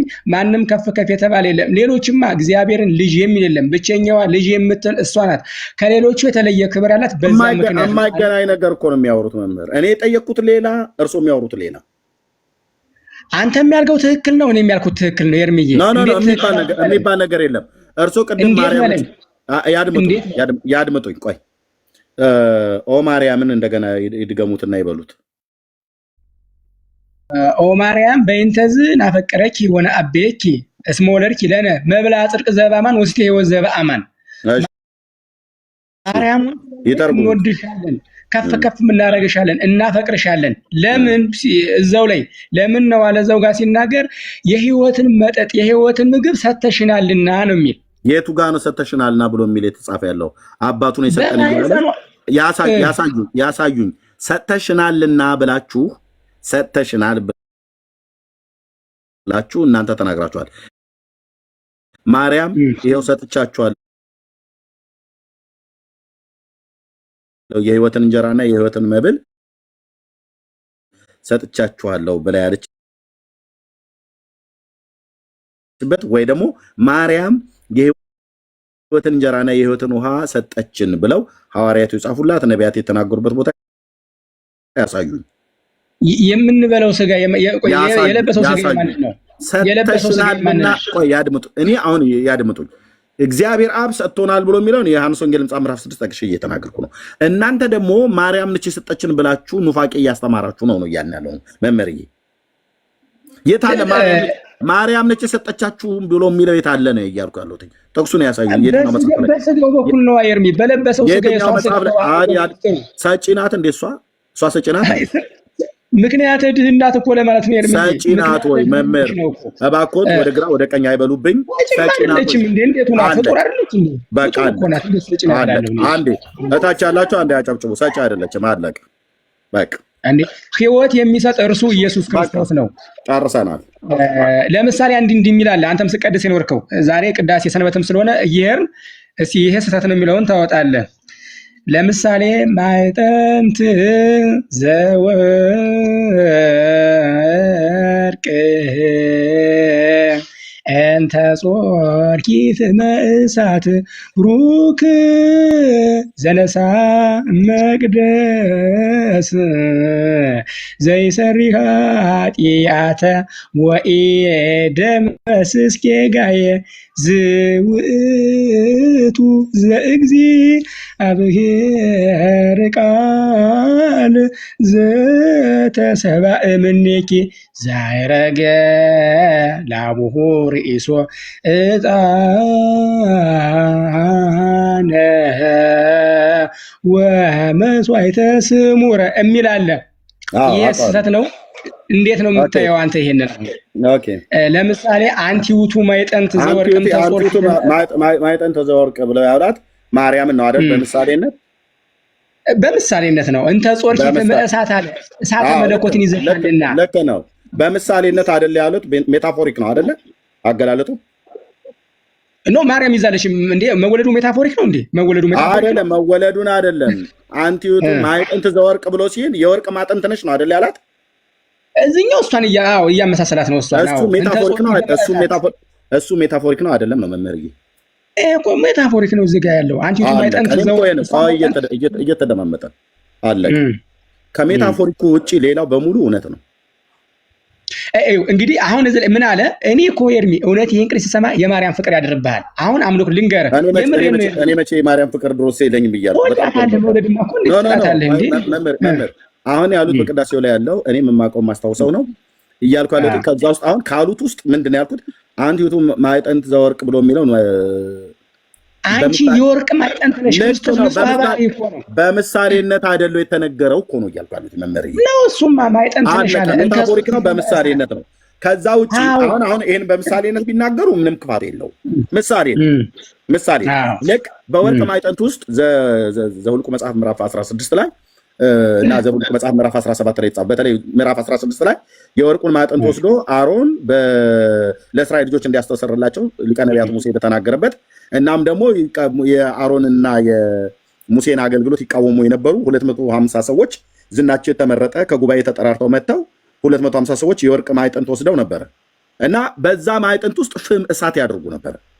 ልክ አሁን እሳቱ ልክ እንደ እሳተ መለኮት ማዕጠንት ዘወርቅ ብሎ ያላት ደግሞ ማርያምን እንደዛ ብሎ ምሳሌ ሜታፎሪክ ተጠቅመዋል። እግዚአብሔር ይስጥህ። ቀጥሎ በተናገሩት ላይ እኮ እኔ ቅዳሴውን ስለማውቀው ትክክል ነው፣ ችግር የለውም አልኩኝ። በሜታፎሪክ ስለሆነ የተገለጠው ችግር የለውም። ይሄኛው ግን ኦ ማርያም በእንተ ዝናፈቅርኪ ብሎ የሚለው ላይ ሜታፎሪክ የለውም። ቀጥታ አንቺ ነሽ የሰጠሽን ነው ያሉት። ማርያም ደግሞ የሰጠችን እንጀራ የለም ነው አባቱን የሰጠ ስጋን የአንቺን ስጋ ነው የያዘ ነው። ኤርምዬ የአንቺን ስጋ የያዘ ነው። አሁን ይሄን ተቀበል። ደግሞ እንዲህ የሚል አለ አንቲ ውእቱ መሰቦ ወርቅ ነው እንስቴታ መናቡ እዚህ ላይ መጣና ይኸውልህ ህብስት አንቲ ውእቱ መሶበ ወርቅ እንተ ውስቴታ መናቡ ህብስት ዘወረደ እምሰማያት ወሀቤ ሕይወት ለኩሉ ዓለም። ምን አለ ዝመጣና አንቲ ውእቱ መሰቦ ወርቅ ንጹሕ እንተ ውስቴታ መናህቡ ህብስት ዘወረደ እምሰማያት። እዛ ጋር እንደው አንዳንዴ እኮ የትርጉም እንጂ ምን አለ አንቺ መሶበ ወርቅ ነሽ አለ። አሁን የሚስሙኝ ቆይ እየተደማመጥን ጫጫታ እንዳይሆን። አንቲ ውእቱ መሶበ ወርቅ ንጹሕ ብሎ ያላት ማንን ነው? ማርያም ነው አይደል? በሜታፎሪክ አይደል? ልክ እንደ ማዕጠንት ዘወርቅ ንጹሕ ነሽ እንደማለት ነው። አሁን ለማለት ነው። እሷ ንጹሕ ነሽ አይደለሽም ብሎ ሜታፎሪኩን መሶበ ወርቅ ብሎ የጠራት እዚህ ጋር ማርያም ነው አይደል? አዎ ክርስቶስ ወርቅ ንጹሕ ባህሪ ስለሆነ እውነት ነው። እንተ ውስቴታ መናህቡ በውስጥሽ ደግሞ መናንያሽ ህብስት ዘወረደ እምሰማያት አድምጦኝ መምህር ቆይ አድምጦኝ ህብስት ዘወረደ እምሰማያት አይደል የሚለው? ኦኬ ከሰማያት የወረደው ህብስት ማን የሰጠን? ክርስቶስ ኢየሱስ። ማን የሰጠን? አይቸኩሉ ቆይ መምህር እባክዎት። ህብስት ዘወረደ እምሰማያት ወሀቤ ሕይወት ለኩሉ ዓለም ለሁሉም ይሁን ህይወትን ሰጠ። ለሁሉም ለዓለም ሁሉ ህይወት ይሆን ዘንድ ህብስትን ከሰማያት የሰጠን ማን ነው ይላል? አባቱ። አለቀ። እናንተ ምን ትላላችሁ? ኦ ማርያም በእንተ ዝናፈቅረኪ ወነአቤኪ እስመ ወለድኪ ለነ መብልዐ ጽድቅ ዘበአማን ወስቴ ሕይወት ዘበአማን ብላችሁ ለምን ቢሉ አላችሁ። የህይወትን እንጀራና የህይወትን ውሃ ሰጥታናለችና አላችሁ። አልሰጠችም። የሰጠን አባቱ ነው። ይህንን ትቀበላለህ? አንቲቱ መሰቦ ወርቅ ይህንን ትቀበላለህ? ያድምጡኝ መምህር፣ ያድምጡኝ እባክዎት። እንዴ በሜታፎሪክ ስለተገለጠ በመሶበ ወርቅ በማይጠንት ዘወርቅ ስለተገለጠ ሜታፎሪክ ለማርያም ተብሎ ስለተገለጠ እኔ ክፋት የለውም። ቀጥሎ የሚናገረው ክፍል ለማርያም የተነገረ ስለ አይደለ ማለት ነው። እሷን እንደ ሜታፎሪክ እንደ ምሳሌ በመሶበ ወርቅ ውስጥ ህብስት መና የተቀመጠብሽ መሶብ ነች ነው። ያ መና ግን ከየት ነው የመጣው ይላል? ዘወረደም ሰማያት ነው። ከሰማያት ነው የወረደው። ማርያም አይደለችም የሰጠችን፣ ከሰማያት ነው የወረደው። ከሰማያት የወረደውን ደግሞ ማን የሰጠን? በሰማያት ውስጥ ያለ የብርሃናት አባቱ ቅዱስ እግዚአብሔር አብ የጌታችን የመድኃኒታችን የኢየሱስ ክርስቶስ አምላክና አባት ነው የሰጠን። አለቅ። ስለዚህ የአባ ሕርያቆስ ድርሰት ዛሬ ቀብሬው መቃብሩ ላይ ፊርሜን አኖራለሁ ማለት ነው። ካኑማ ወረከኛ ይኸው ነው። ማንም ዲና ሊያደርግ አይችልም። ህብስት ዘወረደም ሰማያት ወሀቤ ሕይወት ለኩሉ ዓለም፣ ከሰማይ የወረደው ህብስት በማርያም ማኅፀን ውስጥ እንዲወለድ እንዲጸነስ ያደረገው ማን ነው? ራሱ ጌታችንም ቅዱስ እግዚአብሔር አብም ነው። አለቀ። ማርያም ሰታናለች እንጀራ፣ የህይወትን እንጀራ ማርያም ሰታናለች የህይወትን ምንጭ ውሃ እያላችሁ ጆሮአችን አታደንቁሩት፣ አታደንቁሩት። ይህንኑ ቅዳሴ ቁጭ ብዬ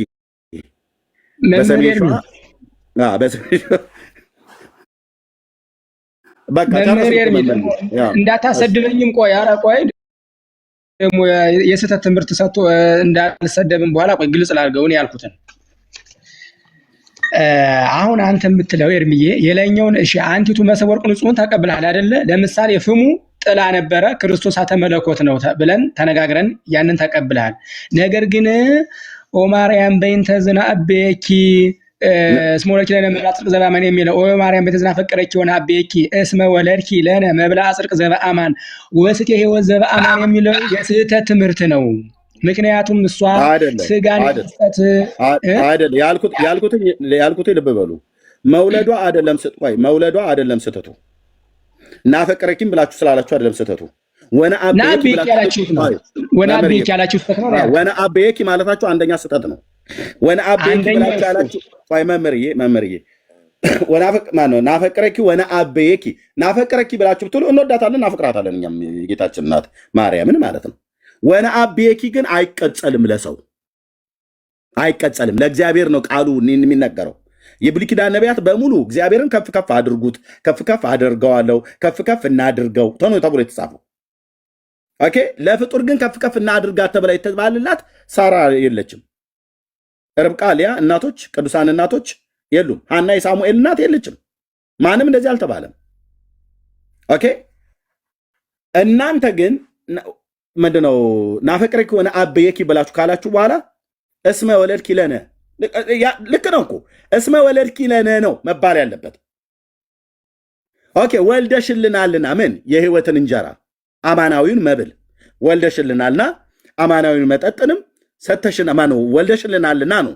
ሰጩማ ስለሆነ ነው እሷ የወለደችው እግዚአብሔር አብ ነው። እናንተ ግን ትላላችሁ ሰጪውን ቁጭ አድርጋችሁ ያልሰጠችውን የወለደችውን ሰጪ አድርጋችሁ ባለቤት ማርያም ወላጅ እንጂ ሰጪ አይደለችም። ክርስቶስን ወልዳ ነው። ክርስቶስን ግን የሰጠን ቅዱስ እግዚአብሔር አብ ነው። አለቅ። ኤርምዬ ላውራ እንዴ? አዎ እሰጥዎታለሁ። በደንብ ያወራሉ። ቅዱስ እግዚአብሔር አብ ነው ሰጪው፣ እንዲህ ተብሎ እንደተጻፈ እሰጥዎታለሁ መምህር። ያው በዮሐንስ ወንጌል መጽሐፍ ምዕራፍ 3 ቁጥር 16 ሁሌ የምናነበው በእርሱ የሚያምን ሁሉ የዘላለም ሕይወት እንዲኖረው እንጂ እንዳይጠፋ እግዚአብሔር አንድያ ልጁን እስኪሰጥ ድረስ ዓለሙን እንዲወዷልና ይላል። ማን የሰጠው አንድያ ልጁን? እግዚአብሔር ነው። እግዚአብሔር ተብሎ የተባለው እዚህ ጋር ቃሉ ላይ ገባ። ለማን ነው? እግዚአብሔር አብ ነው። ቅዱስ እግዚአብሔር አብ ነው ልጁን የሰጠን። ሕፃን ተወልዶልናል ወንድ ልጅም ተሰጥቶናል ብሎ ሲል ማን ነው ሰጪው? ማርያም ነች የሰጠችን? ማርያም ነች የሰጠችን? ይሄንን አይደለችም። ማርያም ሳትሆን ሰጪዋ ይሄንን ብላቴናውን የሰጠን ማን ነው? እግዚአብሔር አብ ነው። እግዚአብሔር አብ ለመሆኑ ሰጪው እሱም ለመሆኑ እንደሚናገር ይሁት ስሙም ድንቅ መካር ኃያል አምላክ የዘላለም አባት የሰላም አለቃ ተብሎ ይጠራል ካለ በኋላ ከዛሬ ጀምሮ እስከ ዘላለም ድረስ በፍርድና በጽድቅ ያጸናውና ይደግፈው ዘንድ በዳዊት ዙፋንና በመንግስቱ ላይ አለቅነቱ ይበዛል ለሰላሙም ፍጻሜ የለውም ካለ በኋላ የእግዚአብሔርም ቅናት ይህንን ያደርጋል ይላል። አለቅ አሁን ተገላበጠ። የሁላችሁ ወንድሞች እናቶች ማርያም ወላጅም ነች ሰጭም ነች ይሉሃል። እኛስ ማርያም ወላጅ እንጂ ሰጪ አይደለችም። ኢየሱስን አልሰጠችንም። ማርያም ኢየሱስን የሰጠን እግዚአብሔር አብ አባቱ ነው። ከሰማያት የወረደው እውነተኛው መብልን የሰጠን አባቴ ነው ብሎ ያለው ጌታችን ኢየሱስ ክርስቶስ የመሰከረለት ቅዱስ እግዚአብሔር አብ እንጂ ማርያም አይደለችም የሰጠችን። አለቅ። አንድ መጽሐፍ ማርያም ሰጠቻችሁ ወለደችላችሁ ማነው ሰጠቻችሁ ተብሎ የተጻፈ የለም። ወልዳለች። አዎ የጌታችን እናት ናት። ልጁን የሰጠን ማን ነው? አባቱ ነው። ልጇን የሰጠች ማርያም አናቅም። እሷ አይደለችም ሰጪ። አብ የሰጠውን ልጁን በማርያም ማህፀን ግን እንዲያድር አድርጎታል። ይሄን የጤናማ ትምህርቱ።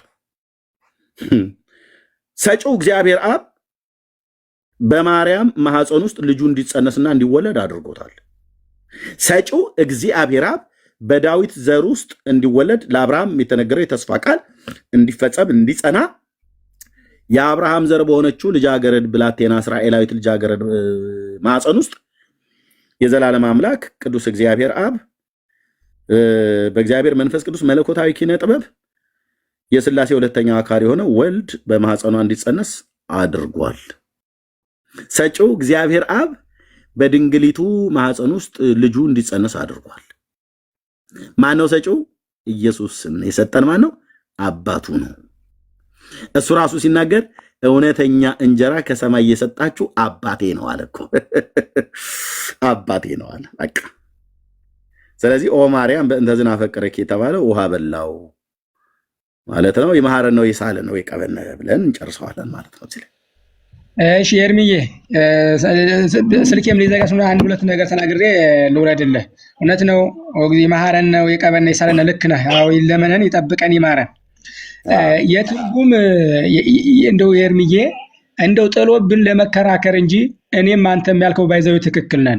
ለምን መሰለህ እርሶ ትክክል አይደለም ያሉት። እርሶ ትክክል አይደለም። አይ ቆይ ላስረዳ ኤርሚዬ። እኔም ስላዳመጥኩ በነገራችን ላይ ደስ የሚለኝ ካንተ ቤት በቃ ነፃነት አለ። ጉሮሮ ላይ አትቆምም። የእውነቴን ነው። ያው ትምህርቱን ቤተክርስቲያን ሞረዳ ስላስተማረች ያው አሁን ላይ ምንም ብትረብሽን ምንድነው ኤርሚ ይሰማል ኤርሚ ምንድነው መረበሽ መመርዬ ማታመጣው ገርል የለ። እኔ እግዚአብሔርን ቅኔ ተቀኔ አንድ የምትዋረውን ገርል ነው ያሁን አላውቀው። እውነት ለመናገር እና ታዲያ እኔ ምን ላድርግ መመርዬ? እኔ ቤተክርስቲያኒቱ የጻፈችውን ነው ገዝቼ እያነበብኩት ያለሁት። እንድገዛ ደግሞ ጴንጤው ብር አዋጣና ገዛልኝ ግዙኒ ብዬ ስላልኳቸው ጌታ ይባርካል። አገልግሎት እኮ ኤርሚዬ ፍቅር ተሞላበት ቢሆን መምህር ከፍቅር መቼ ጎደልኩ? ቤተክርስቲያን ኦርቶዶክስ ጻፈችው። እኔ ሙሉ ጊዜ አገልጋይ ነኝ፣ ገንዘብ የለኝም። ጴንጤው ወገኔን እነዚህን መጽሐፍቶች ግዙልኝ ብዬ ስም ዝርዝር ሰጠው። በመቶ ሺዎች ብር የሚወጣ አውጥተው ገዙልኝ ግዙኒ ብዬ ስላልኳቸው ቴንኪው ጌታ እግዚአብሔር ይባርካል። እንደምታገለግለው እኮ ያድመጡ ቆይ መምህር ያድመጡኝ። ከዛ እኔ ጊዜ ሰጥቼ ያነበብኳቸው መጽሐፍቶችን ያነበብኩትን አንድ መዓት ግሳንግስና ተረት ስንት ወንጀል ስንት አመፅ ከጌታችን ከኢየሱስ ክርስቶስ ቀጥተኛ ትምህርት ጋር የሚጣላው አውጥቼ አደባባይ ላይ አሰጣሁት ከወንድሞቼ ጋር እና የቱ ጋር ነው ከፍቅር የጎደልኩት መምህር? ኤርምዬ ምን መሰለህ እንደምታገለግለው እኮ አይደለም መጽሐፍ ቀርቶ እኔ እንደው የግል ጀትን ቢገዛልህ ለቃሉ ግርስተ የሚቀጥም ቁመህ ነው የምትውል። መለፋለፉ አንደኛ መሰደቡም አለ እንደምትየው ያለስም እኛም ሁሉ ታግሰ እነት ለክርስቶስ ወንጌል እኔ እንኳን ካወኩ ዩቲዩብ ላይ ነበር። ወደ ቲክቶክ ተመጣማ ወደ 2 ዓመት ሊሆን ነው 3 ዓመት ሊሆን ነው ይገባል። በነገራችን ላይ አይደለም መጽሐፍ ማሳተሚያ ቢከፈትልህ አንተ ምንም ችግር የለውም። ለምን ያው አምንበታለሁ ብለህ የወጣህበት ነው። ነገር ግን ሁሌ ትችት እኔ አሁን አንድ ፕሮቴስታንት ራሱ አተችም ተው እዛም አይመለከተኝም። ነገር ግን ምንድነው ኤርምዬ በፍቅር ቢሆን አሁን አንድ ሰው ና ስትል በፍቅር ይመጣል። እልህ፣ ስድብ፣ ጥላቻ፣ ኦርቶዶክስን በማንቋሸሽ ይሄ ደብተራ ይሄ ጠንቋይ በማለት ምንም የምንለውጠው ነገር የለም። ወደ ጥያቄ ልንጣና ኦማርያም በእንተ ዝና ፈቀረች ይሆናል። መምህርዬ ይቀጥላሉ። ኦኬ ይሄ ደብተራ ይሄ ገድል ይሄ ድርሳን በማለት ምን የሚመጣ ነገር የለም ብላ እናንተስ ጋር ይሄ መናፍቅ ይሄ ማርያም ጠላት ይሄ የሉተር ቡችላ ማለት ጥቅም አለው? ከፍቅር መጉደል አይደለም እንዴ? በየመድረኩ እኮ የስብከት መጀመሪያው ይሄ መናፍቅ ይባላል። ይሄ መናፍቅ እኔ በጣም ነው። ይሄ እኮ አልጠቀምንም ታዲያ ትክክል ነው ወይ? ትክክል ነው አይደለም? ትክክል አይደለም። ምንም ትክክል። አንዳንዴ ልንገር የሆነ ወይ ጴንጤን ካልተሳደብክ መድረኮ የሚደምቅ የማይመስለው ሰባኪ አለ። ይዘልና የሆነ አዛኝ መስሎ ይሄ ምንም ከእኛ ህይወት አይሆነንም። አሁን አንተ ፕሮቴስታንቱና ኦርቶዶክሱን የሚሰዳደበውን ጋባ አድርገህ መያዝ ትችላለህ። በነገራችን ላይ ይሄ እኮ አይጠቅመንም፣ ከወንጌል ውጭ ነው። ለክርስቶስ እኔ አንዳንዴ ለክርስቶስ ብለህ ዋጋ እየከፈልክ ነው፣ ቆመህ እየዋልክ ነው። እንደው አንዳንዴ ራስህንም ብዙ ነገር ላይ እስከ መሰደብ ግን ወንጌላችን ምን አለ በፍቅር ቢሆን ነው። ወደ እንትኑ ልንጣና ኦማርያም በእንተ ዝና ፈቀረኪ የሆነ አቤኪ እስመ ወለድኪ ለነ መብልዐ ጽድቅ ዘበአማን ወስቴ ወዘበአማን የሚለው እኛ እመቤታችን ወልደሽልናል ነው ያለ። ሁለተኛ ደግሞ እመቤታችንን ከሌሎቹ ቅዱሳት አንስት ከፍ የምናረጋት እመቤታችን ልማደ አንስት የለባትም። የኃጢአት ርሳት በሴት ላይ ከምዘርስ የለባትም። ንጽናት አንጽሖ ስጋ ቀዲሶ ብሎ ቅዱስ ያሬድ እንደተናገረው ለእመቤታችን የተለየ ቦታ እንሰጣታለን። ከፍጡራን ከፍ ያልሽ ከመላእክትም ከክርስቶስ ግን ዝቅ ያልሽ ብለን አምላክ አይደለችም ሰው ናት ብለን እናምናለን።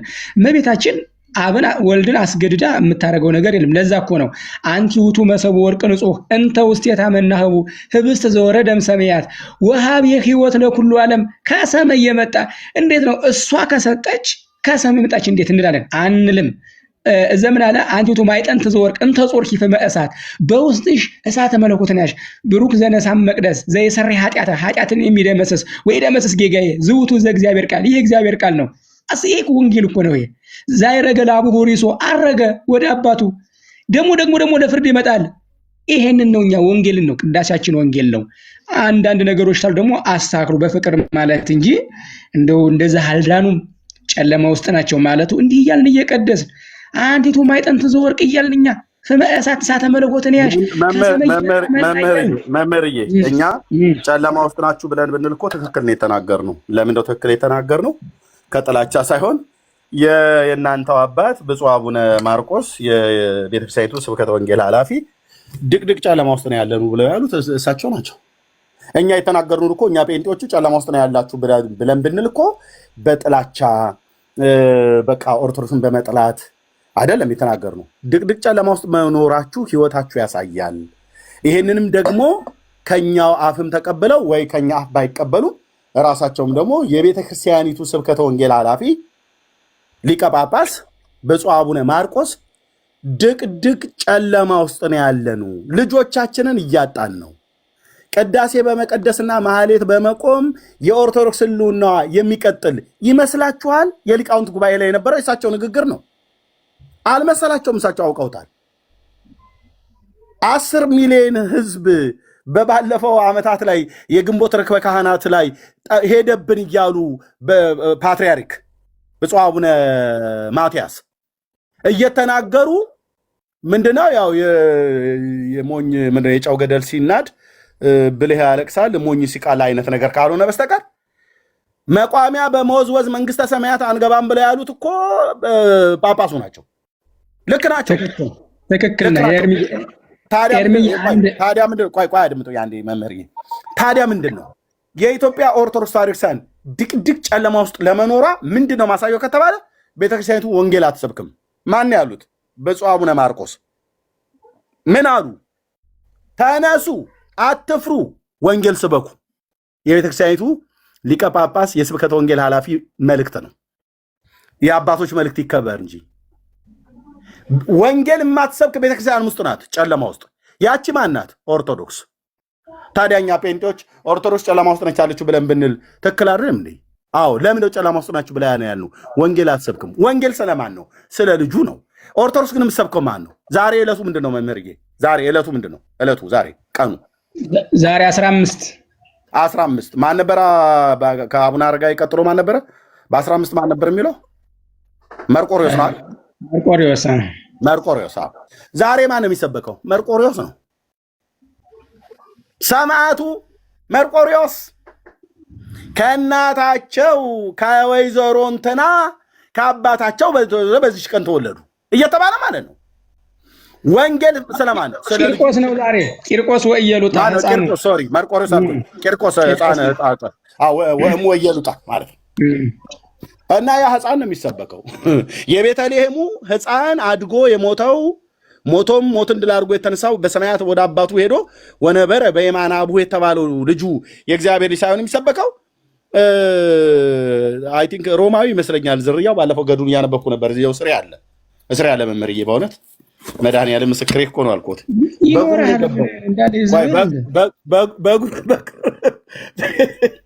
ገድላት ድርሳናት በእግራቸው ነው ያስገቡት ጴንጤዎቹ። እኔ ቤት ጌታ እግዚአብሔር ይባርካቸው።